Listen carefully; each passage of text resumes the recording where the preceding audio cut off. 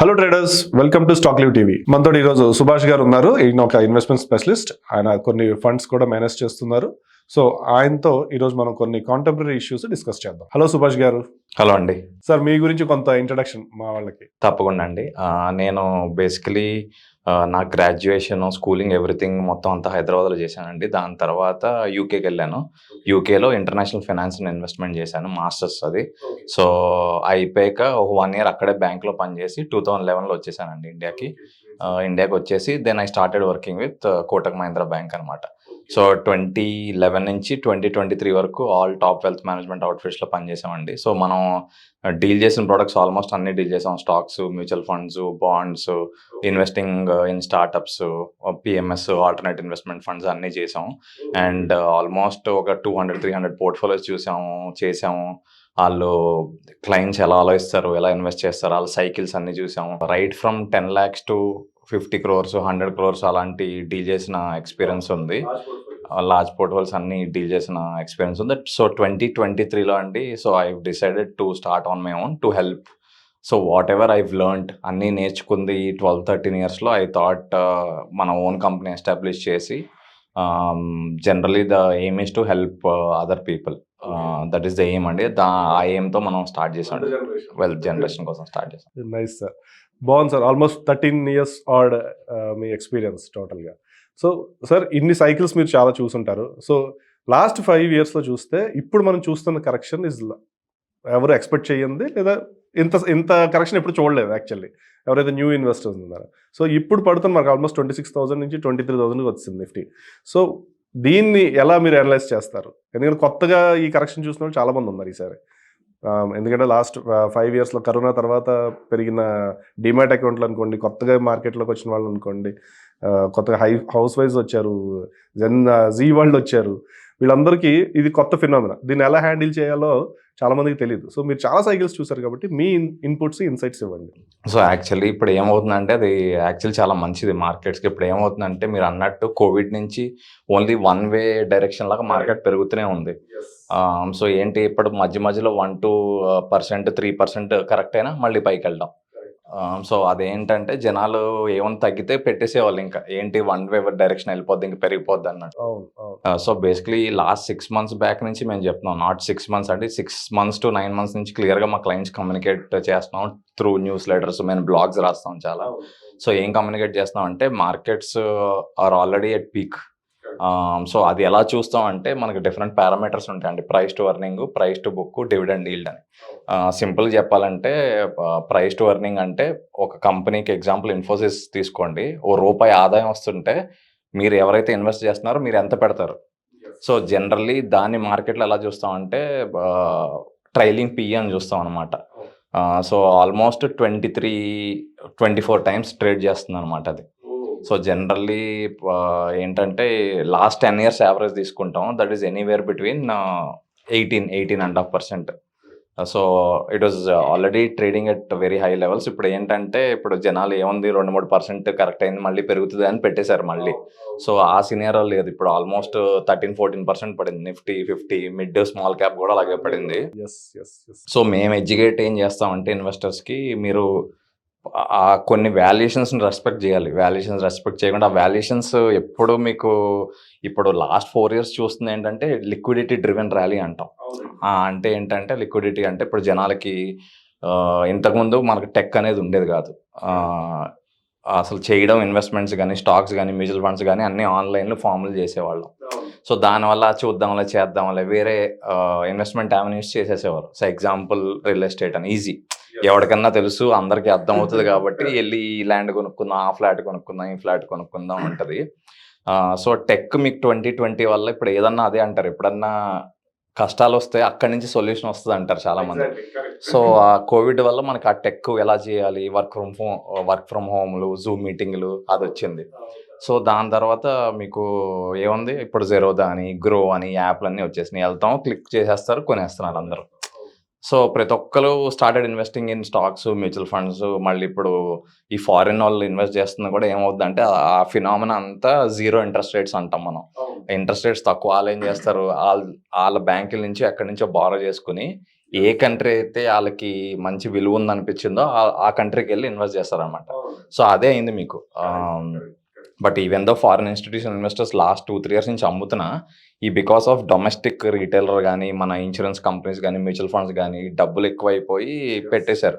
ఆ liquidity driven rally వల్ల ఇది పైకెళ్ళిపోయింది. బట్ ఎప్పుడన్నా మీకు మార్కెట్‌లో డబ్బులు చేసుకోవాలంటే valuations entry point is very important. అవునండి. ఇప్పుడు మీకు సింపుల్ మ్యాథ్ అందరికీ తెలిసిన విషయమే. ఇప్పుడు మీకు ఎగ్జాంపుల్ 20% మీరు పెట్టిన కాడి నుంచి 20% పడిందనుకోండి. మీ క్యాపిటల్ రావడానికి 25% పెరగాలి. బట్ ఇప్పుడు మీరు కరెక్ట్‌గా ప్లాన్ చేసుకొని టైమింగ్ అనేది వెరీ, వెరీ డిఫికల్ట్. ఇప్పుడే కరెక్ట్‌గా ఇక్కడే తక్కువ మార్కెట్ ఉంది. ఇక్కడే ఇంక ఇదే పీక్ అని చెప్పలేం. బట్ అట్‌లీస్ట్ కొంచెం పైన వాల్యుయేషన్స్ చూసుకోవాలి. ప్రైస్ టు ఎర్నింగ్ ఇందాక చెప్పినట్టు price to book, dividend yield అసలు ఏమవుతుంది? ఇంట్రెస్ట్ రేట్స్ ఏమున్నాయి? యూఎస్‌లో ఇంట్రెస్ట్ రేట్స్ ఎలాగున్నాయి? ఇండియాలో ఇంట్రెస్ట్ రేట్స్ ఎలా ఉన్నాయి? ఎకానమీ జీడీపీ ఎలా ఉంది? అవన్నీ పారామీటర్స్ తీసుకొని ఇన్వెస్ట్ చేయాలి. సో మనం మా కంపెనీలో ఏం చేస్తామంటే మనది tag line managing risk versus return అండి. సో ఆ రిస్క్‌కి చాలా చాలా ఇంపార్టెన్స్ ఇస్తాం అనమాట. సో ఇదే చూస్తాం అనమాట. ఇప్పుడు క్లయింట్స్ ఎవరైనా డబ్బులు ఇస్తుంటే okay. Is this the right time to enter or not? దాన్ని బట్టి మనం పెడుతుంటాం అనమాట ఇన్వెస్ట్‌మెంట్స్. రిస్క్‌ని గౌరవించాలి. అవును. కరెక్ట్. జస్ట్ ఇగ్నోర్ చేయకూడదు. కరెక్ట్. ఇప్పుడు చూడండి మీరు 26,000లో పెట్టినోళ్ళు ఈక్విటీ మార్కెట్ బ్యూటీ ఏంటంటే డబ్బులైతే పోవు. ద ఓన్లీ థింగ్ ఈస్ మీ టైం మీరు పెరుగుతది అంతే. సింపుల్. బట్ ఇప్పుడు పెట్టినోడు 26,000 సెప్టెంబర్, అక్టోబర్‌లో పెట్టినోళ్ళకి డిపెండ్స్. స్టాక్స్ అయితే కొన్ని 40-50 మంచి పడినాయి. 40-50% పడినాయి. మ్యూచువల్ ఫండ్స్ అయితే అబౌట్ 13-14% అలా పడినాయి. ఛానల్స్‌లో గానీ, లేదంటే కొన్ని వీడియోస్‌లో గానీ, మార్కెట్ పడడానికి రీజన్ ఓన్లీ ఎఫ్ఐఎస్ అమ్మేస్తున్నాయి అంతే. కానీ ఈ వాల్యూస్ మీరు ఇందాక చెప్పినట్టు వాల్యుయేషన్స్ ఆల్రెడీ చాలా హైలో ఉన్నాయి. 6 మంత్స్ నుంచి అది ఇంకా హైలో ఉన్నాయి. సో పెరిగేది ఎప్పుడు పడుతుంది అన్న ఒక బేసిక్ అనేది చాలామంది మిస్ అవ్వారు. అందువల్ల వీళ్ళు ఎఫ్ఐఎస్ ఇంకా అట్రాక్టివ్ మార్కెట్స్‌కి వెళ్తున్నాయి. సూపర్ వాల్యుయేషన్స్‌లో ఉంది ఇండియాలో చాలా కంపెనీస్ అని చైనాకో లేదా వేరే కంట్రీస్‌కి వెళ్ళడం జరిగింది. సో మిస్కన్సెప్షన్ ఇది. ఓన్లీ ఎఫ్ఐఎస్ అమ్మడం వల్ల ఇదేనా? ఎఫ్ఐఎస్ ఎందుకు అమ్ముతున్నాయి అనేది రీజన్ లేదు. ఇంకొక వాదన ఏంటంటే ఎఫ్ఐఎస్ అమ్ముతున్నాయంటే డిఐఎస్ఎస్ కొనేస్తున్నాయి కదా. సో డిఐఎస్ మీరు ఇందాకన్నట్టు ఇన్సూరెన్స్ ఎందుకండి వీళ్ళు అమ్మేంత రేషియోలో వీళ్ళు కొనట్లేదు టు బి ఫ్రాంక్. సో మీరు ఒకసారి చెప్పండి ఈ రెండు కాకుండా ఇంకే రీజన్స్ ఉన్నాయి మార్కెట్ ఇప్పుడు కరెక్షన్కి లోన్ అవడానికి? అంటే మార్కెట్స్ ఇందాక చెప్పినట్టే కంపెనీ యొక్క ఆదాయాలండి. ఇప్పుడు నిఫ్టీ 50 తీసుకున్నాం అనుకోండి. Most important thing is earnings. So company earnings కూడా తగ్గాయంటారా? బాగా లాస్ట్ క్వార్టర్ బాగా తగ్గినాయి. ఈ క్వార్టర్ వచ్చిన రిజల్ట్స్ కూడా ఓకే వచ్చినాయి. ఇప్పుడు మార్కెట్ ఏది ఒక రీజన్ 2 రీజన్స్ వల్ల పడదండి. అవును. సో దేర్ అట్లీస్ట్ ఇప్పుడు మీకు 10 కరెక్షన్ అంటే జనాలు ఏమంటారంటే 5% పడితే కరెక్షన్ అంటారు. కరెక్షన్ అంటే 5% కాదు. కరెక్షన్ అంటే మినిమం 20% పడితే దాన్ని కరెక్షన్ అంటారు. సో మిస్ కన్సంప్షన్ అండి అది. కరెక్ట్. అది కూడా ఆ కరెక్షన్ ఒకేసారి రాదు. అది స్లోగా ఇట్ విల్ గ్రో టు 20%. ఇప్పుడు ఆల్రెడీ 13-14%లో ఉంది. ఎంత 6% మే ఎక్స్పెక్ట్ ప్రెడిక్ట్ చేయొచ్చు మనం అలాగే. సో మన సైకిల్స్లో చూసింది ఏంటంటే ఇప్పుడు మార్కెట్స్ పెరగడం సైకిల్ మీకు 2-3 ఇయర్స్ పడుతుంది. ఏది ఎగ్జాంపుల్ మీరు చెప్తా చూడండి. ఇప్పుడు 2-3 ఇయర్స్లో ఎగ్జాంపుల్ ఎవడన్నా పోర్ట్ఫోలియో 60% పెరిగింది అనుకోండి మ్యూచువల్ ఫండ్లో. జస్ట్ 2 మంత్స్లో ఆర్ 3-4 మంత్స్లో మీకు ఆ 14-15% ఎగిరిపోద్ది. ఎగ్జాక్ట్లీ. సో ప్రాఫిట్ బుకింగ్ అనేది ఇంపార్టెంట్. అప్పట్లో లాగా ఇప్పుడు ఏంటి నేను ఇప్పుడు పెడతాను 20 ఏళ్ళ తర్వాత చూస్తా, 15 ఏళ్ళ తర్వాత చూస్తా అంటే అది మంచి కాన్సెప్టే. But not the entire portfolio. మధ్యలో మనకు వాల్యుయేషన్స్ ఉన్నప్పుడు ఏంటంటే కొంచెం లైట్గా ప్రాఫిట్ బుకింగ్ చేసుకోవాలి, మళ్ళీ ఇన్వెస్ట్ చేయాలి. మన ఇన్కమ్ పెరిగినప్పుడు మళ్ళీ ఇన్వెస్ట్ చేసుకుంటాం. ఆ active management is what we do అండి. మేము చేస్తాం. సో మీరు అన్నట్టు యాజ్ అ అడ్వైజర్ కంపల్సరీగా ఎప్పుడు ఒక్కోసారి ఎగ్జిట్ కూడా మంచిదే. ప్రాఫిట్ బుకింగ్ చేసుకోవాలి, మళ్ళీ మార్కెట్స్ బాగున్నప్పుడు మళ్ళీ ఎంటర్ అవుతూ ఉండాలి. ఇది అనేది ఇంపార్టెంట్. ఎందుకంటే చాలామంది ఓన్ రీసెర్చ్ ఎంత చేసుకున్నా ఒక అడ్వైజర్ అనేది ఇంపార్టెంట్. ఎందుకంటే ఇలాంటి స్మాల్ పాకెట్స్ తెలియవు. చూస్తారు కొన్ని వీడియోస్లో సొంతంగా నేర్చుకుంటారు, లేదా ఎవరో చెప్పారని ఇన్వెస్ట్ చేస్తారు. కానీ ఈ చిన్న ప్రాఫిట్ బుకింగ్స్ తీసుకోవాలి. లేదు మీరు అన్నట్టు నేను 10 years హారిజన్లో ఉంటాను కదా, నాకు పర్లేదు, మార్కెట్ పెర్ఫామ్ చేస్తే కరెక్టే. కానీ కొన్ని ఎరోడ్ కూడా అయిపోతాయి క్యాపిటల్. ఎందుకంటే మీరు కమింగ్ టు మ్యూచువల్ ఫండ్స్, ఒకే కంపెనీలో పెట్టాలిగా మ్యూచువల్ ఫండ్స్. కొన్ని సెక్టార్స్ అన్ని కలిపి ఒక దీంట్లో పెడతాయి వాళ్ళు. సో అక్కడ ఇలాంటివి ప్రాఫిట్ బుకింగ్ అనేది ఇంపార్టెంట్. సో ఎప్పుడు ప్రాఫిట్ బుకింగ్ చేసుకోవాలో తెలియాలి అది కూడా. సో సార్ మ్యూచువల్ ఫండ్ గురించి మాట్లాడుకుంటే ఎస్ఐపిస్ చాలామంది కట్టారు. సో ఎస్ఐపిస్లో ఈ ఎంప్లాయీస్ పర్టికులర్లీ ఎవరైతే సాలరీడ్ ఎంప్లాయీస్ ఉన్నారో రెగ్యులర్గా ఇన్కమ్ నుంచి అప్రోప్రియేట్ చేస్తారు. 1,000 రూపీస్ అన్నో 5,000 10,000 వాళ్ళు ఎస్ఐపిస్ పెడతారు. సో ఈ ఎస్ఐపిస్ ఇప్పుడు ఆపేద్దాము లేదా విత్డ్రా అయిపోదాం అనుకునే వాళ్ళు కూడా ఉన్నారు. వీళ్ళకి మీరు ఏం సలహా ఇస్తారు? సో సింపుల్ అండి. ఎస్ఐపిస్ అనేదే ఒక కాన్సెప్ట్ ఏంటంటే రూపీ కాస్ట్ యావరేజింగ్ అనేది. సో బేసికలీ మీరు ఎవ్రీ మంత్ ఇన్వెస్ట్ చేస్తారు. డిఫరెంట్ టైమ్స్లో డిఫరెంట్ యూనిట్స్ వస్తాయి. అదే డిఫరెన్స్ మీరు ఒకేసారి పెట్టడం కన్నా ఎస్ఐపికి అదొకటే డిఫరెన్స్. మీకు అదే చెప్తున్నా కదా, 2020లో ఎవరు చూడలేదు, దాని తర్వాత మార్కెట్ పడడం అనేది చూడలేదు. సో మన లాస్ట్ 10-15 ఏళ్ళలో చూస్తే 10% 15% కరెక్షన్ అనేది ఈజీగా ఒక 20-30 టైమ్స్ అయి ఉంటుంది. ఓకే, సో ఎస్ఐపి అనేది 2-3 మంత్స్ కరెక్ట్ అయ్యి 4 మంత్స్ పోనీ 5 మంత్స్ కరెక్ట్ అయితే ఆపకూడదు.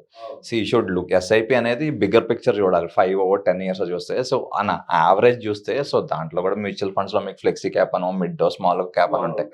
సో మీకు డివైడ్ చేసుకోవాలి మనీ, ఫ్లెక్సీ క్యాప్ ఒక ఫండ్, మిడ్ క్యాప్ ఒక ఫండ్, స్మాల్ క్యాప్ 2 పెట్టుకోండి. ఆన్ యావరేజ్ తీసుకుంటే లాస్ట్ 10 years డేటా మా అనాలిసిస్ చేసాము, anywhere between 15-20% return on average.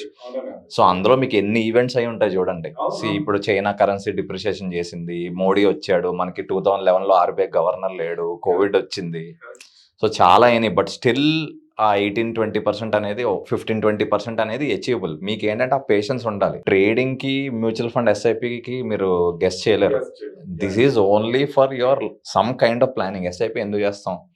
ఇప్పుడు రిటైర్మెంట్ కనో, లేకపోతే మీ పిల్లల ఎడ్యుకేషన్ అనో, లేకపోతే బెస్ట్ థింగ్ ఏంటంటే ఇప్పుడు మనం ఒక కమిట్మెంట్ ఇచ్చాం అనుకో, మనకి ₹1,00,000 వస్తున్నాయి జీతం, మనకు ఒక 30,000 ఎంత మిగులుతున్నాయి సేవింగ్స్. ఆ 30,000 మనకి ఎవ్రీ మంత్ బ్యాంక్ అకౌంట్ నుంచి వెళ్ళిపోతాయి. దానివల్ల మీరు ఆ వేరే వాటికి ఖర్చులు చేయరు.